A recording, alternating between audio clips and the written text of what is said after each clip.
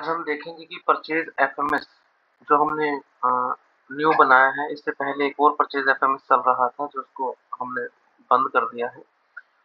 उसका वर्जन 2 हमारे पास रेडी है यूज करने के लिए। ये परचेज एफएमएस है। इसके अंदर स्टेप्स जो जो दिए गए हैं वो कैसे यूज करने हैं, किस तरह से ये चलेगा, कहाँ से क्या फिल करना है, कैसे सब कुछ ऑटो जनरेट होता है, वो सब चीजें मैं आपको आज इस वीडियो में एक्सप्लेन करूंगा। ये परचेज एफएमएस का इंटरफेस है और यहाँ पर एक और टैब है नीचे, वेंडर डायरेक्टरी।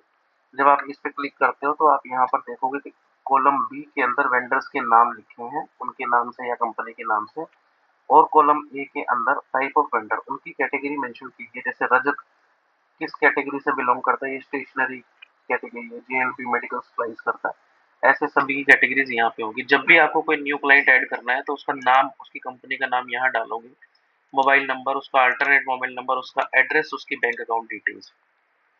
ये सब कुछ फिल कर देने से आपके पास वेंडर की एक पूरी डायरेक्टरी रेडी हो जाएगी और जब चाहे किसी भी वेंडर को आप उसके नंबर, अल्टरनेट नंबर, एड्रेस और बैंक अकाउंट डिटेल्स यहाँ पे चेक कर सकते हो। ये है वेंडर डायरेक्टरी। ये वन टाइम सेटअप होता है। उसके बाद आते हैं एफएमएस। ये कैसे रन होगा। इससे पहले वाला जो परचेज एफएमएस था वो भी मैं आपको दिखा दे रहा हूँ।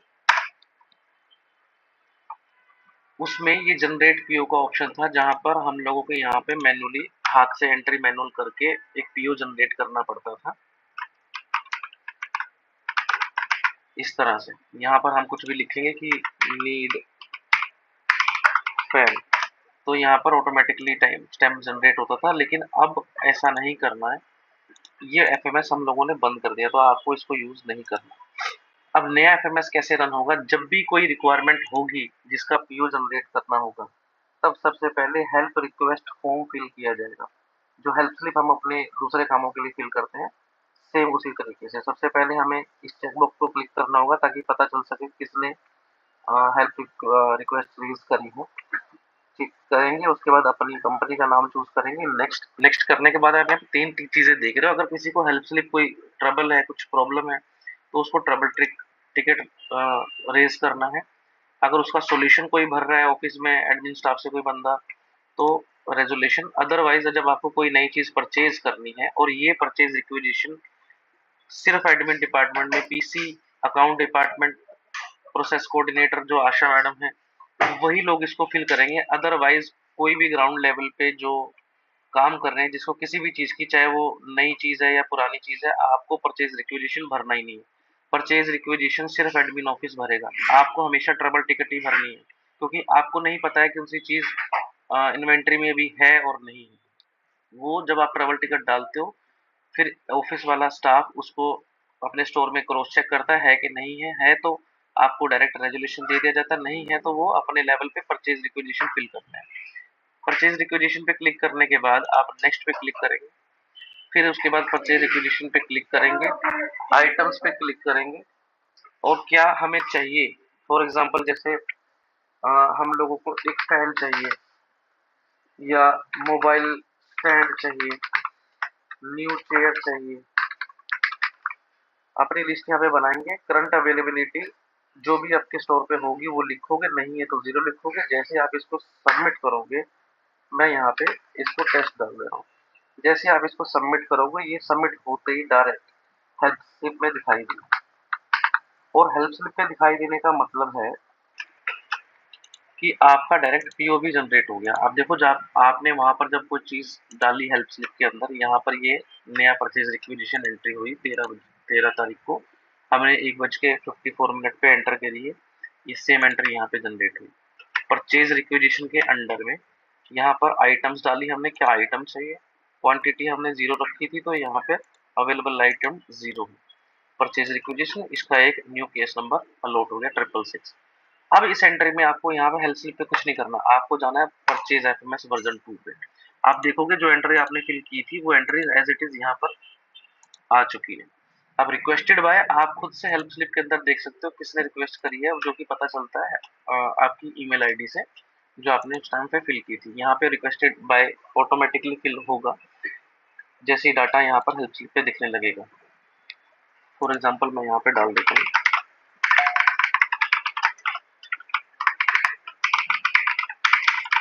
ये ऑटोमेटिक आएगा, आपको कुछ नहीं फिल करना है। आप यहाँ पर भी वो रिक्वेस्टेड बाय ऑटोमेटिकली फिल हो जाएगा। देन उसके बाद आप अपना जब भी सुबह डैशबोर्ड खोलते हो, फॉर एग्जांपल पीसी अपना डैशबोर्ड खोल के बैठती है परचेज एफएमएस पर कि आज मैं देख लेती हूँ कौन-कौन से मेरे काम पेंडिंग है। तो अब यहाँ पर एक ही आइटम है, मान लो यहाँ पर 3-4 आइटम्स हैं और जो टास्क वो ओपन कर रही है कि हाँ मुझे इस पे काम करना है, तो सबसे पहले कॉलम एफ के अंदर स्टेटस सेल में उसका स्टेटस एक्टिव करेंगे कि मैं इस पे काम कर रहा हूँ। जैसे आप इसको एक्टिव करोगे, उसके बाद आपस में डिस्कस करने के बाद जो भी वेंडर यहाँ पे फाइनल होगा किससे ये हमें आइटम परचेज करनी है, उस वेंडर का नाम हम यहाँ पर चूज कर देंगे। फिर जो वेंडर ने कोटेशन दी होगी उस पीओ का अमाउंट यहाँ पे डाल देंगे। फिर ऑर्डर प्लेस डेट, आपने किस डेट को ऑर्डर प्लेस किया, आप इस पर डबल क्लिक करोगे, डेट ओपन हो जाएगी। फॉर एग्जांपल आपने आज ऑर्डर किया है तो आप यहाँ पे 13 डाल देंगे। फिर आप जब ऑर्डर डालते हो तो वेंडर से ये भी कंफर्म करते हो हमेशा, जो इस बार भी करना है कि ये डिलीवरी कब तक होगी। फॉर एग्जांपल आपने आज ऑर्डर डाला है तो उसने बोला मैं 2 दिन बाद कर दूंगा, फॉर एग्जांपल 15 दिन, तो आपको यहाँ पर डाल के इसको छोड़ देना। आप देख रहे हो यहाँ पर टाइम डिले स्टार्ट हो गया, मतलब 13 से लेके 15 तारीख तक इसके बीच में 48 आवर्स का टाइम पीरियड है। ये टाइम विंडो यहाँ से ओपन हो जाएगी। जब तक ये चलता जाएगा मीन्स आपका ऑर्डर इस टाइम फॉर्मेट में, टाइम विंडो में कंप्लीट होना चाहिए। अगर ये इससे लेट होगा तो ये ऑटोमेटिकली इसको लेट मार्क कर देगा। कैसे? जैसे ही आपको ऑर्डर रिसीव होगा, आपको यहाँ पे रिसीविंग स्टेटस अपडेट करना है, रिसीव।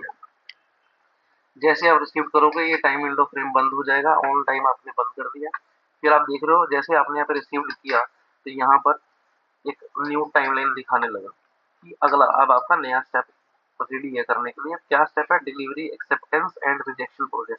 इस पे लिखा है व्हाट, क्या करना है, व्हाट, हु, हाउ, व्हेन, क्या करना है, किसने करना है, कैसे करना है, कब करना है, सब यहाँ पर मेंशन है। आप पढ़ के अपने स्टेप्स कंप्लीट कर सकते हो। पहले स्टेप में cross check and delivery delivered item for both quality and quantity. आप जो भी आपको ऑर्डर रिसीव्ड हुआ है उसकी क्वालिटी और क्वांटिटी दोनों चेक करोगे, क्या वो वैसी ही जैसे आपने ऑर्डर किया था। Select accepted in status if everything is in order or reject if any discrepancies are found and update the remarks। इसको पढ़ने से ही पता चल रहा है कि अगर आपके पास ये ऑर्डर बिल्कुल सही क्वांटिटी और क्वालिटी में आया है, आपके फॉर्मेट में मैच कर रहा है, तो आप इस स्टेटस में जाकर के एक्सेप्टेड लिख दोगे। अगर आपने यहाँ पे रिजेक्ट किया तो उसके यहाँ पे रिमार्क्स लिखोगे, क्वालिटी नॉट प्रॉपर, या जो भी आपका रीजन होगा। ये तभी अपडेट करना है जब आपको रिजेक्ट करना है। अगर एक्सेप्ट करने के बाद भी कुछ रिमार्क देना चाहते हो तब भी लिख सकते हो। इसके बाद यहाँ पर भी टाइम विंडो फ्रेम चलता है। अगर आपको जो ये टाइम चल रहा है, ये जो टाइम आया है, इस टाइम के 2 घंटे के अंदर अंदर आपको ये टास्क कंप्लीट करना है, अदरवाइज यहाँ पे टाइम डिले दिखाने लगेगा। फिर तीसरा स्टेप आता है कि अपडेट आईएमएस रिकॉर्ड। आपकी जो इन्वेंटरी मैनेजमेंट शीट है, जैसे ही आपके पास कोई न्यू ऑर्डर जो आपने डाला था इस चीज का वो रिसीव हो गया, तो आपकी इन्वेंटरी भी अपडेट होनी चाहिए। सेम जैसे आप पुराने एफएमएस में करते थे, वैसे ही आपको यहाँ पर भी जो ये इसके पहले वाला स्टेप जब कंप्लीट करोगे उसके 1 घंटे के अंदर आपको इन्वेंटरी अपनी अपडेट करनी है। Please update the IMS sheet if delivery status is accepted with in time and quantity. आपको आईएमएस शीट के अंदर उसका टाइम अपडेट करना है, उसकी क्वांटिटी अपडेट करनी है। फिर जब अपडेट कर दोगे तो यहाँ पर इसको डन, जैसे ही डन करोगे एक्चुअल टाइम यहाँ पर आ जाएगा। टाइम डिले फॉर्मेट आपका डिले होगा तो डिले दिखाएगा, ऑन टाइम होगा तो ऑन टाइम दिखाएगा। सेम वे में फोर्थ स्टेप है verify invoice payment processing and bill upload. कैसे करना है, क्या करना है? Verify vendor invoice. आपने वेंडर ने जो आपको पीओ जनरेट करके दिया था और जो फाइनल बिल दिया है, क्या उसके अंदर कोई मिसमैच है? अगर नहीं है तो आप इसको क्या करेंगे, वेरीफाई करेंगे, वेंडर को टैली में अपडेट कराएंगे। कैसे कराएंगे वो आपके आगे बताया जाएगा। फिर आपको उस बिल का फोटो क्लिक करना है और आपकी ड्राइव पे अपलोड करना है। ड्राइव पे कैसे अपलोड करते हैं वो आपको पुराने परचेज रेफरेंस में जैसे अपलोड कर रहे हो, अपलोड करने के बाद शेयर पे, शेयर के बाद एनीवन विद द लिंक के बाद लिंक कॉपी करके आपको यहाँ पर पेस्ट कर देना है। सेम वे में जैसे आपने यहाँ पर ये अपडेट किए हुए। अगर एनीवन विद द लिंक नहीं करोगे तो ये किसी को दिखाई नहीं देगा, जैसे अब ये दिख रहा है। अदरवाइज यहाँ पे दिखाएगा कि रिक्वेस्ट एक्सेस, कि आपके पास एक्सेस नहीं है। जैसे ये भी कंप्लीट कर दोगे, आप इसको भी डन करोगे, टाइम विंडो फ्रेम बंद हो जाएगा, लिंक यहाँ पर आ जाएगा। कैसे करना है, कौन करेगा? अकाउंट डिपार्टमेंट और परचेज ऑफिसर जो भी इसको रन करेगा। कैसे करना है? Check the quotation receipt and final invoice receipt within 2 hours. Last step आता है kindly provide the paid amount details, update payment record, account officer या अकाउंट डिपार्टमेंट परचेज ऑफिसर इसको देखेगा, कैसे करेगा, ऑनलाइन। कोई कैश में पे हम लोग पेमेंट नहीं करते, तो सिर्फ इसका तरीका है ऑनलाइन करना। कब होगा? 21st of every month without any further delay. Her vendor की पेमेंट हम लोगों की कंपनी में जो रूल्स टीएनसीज डिसाइडेड है, वो 21st ऑफ एवरी मंथ को हम लोग हर वेंडर की पेमेंट करते हैं।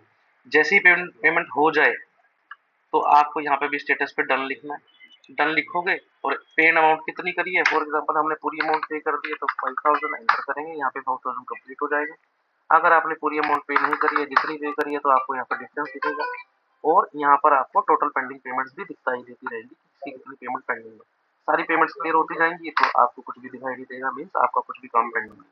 लास्ट में आप कोई रिमार्क्स लिख सकते हो, टाइम डिले फॉर्मेट ऑटोमेटिकली चलता है, स्टेटस डन।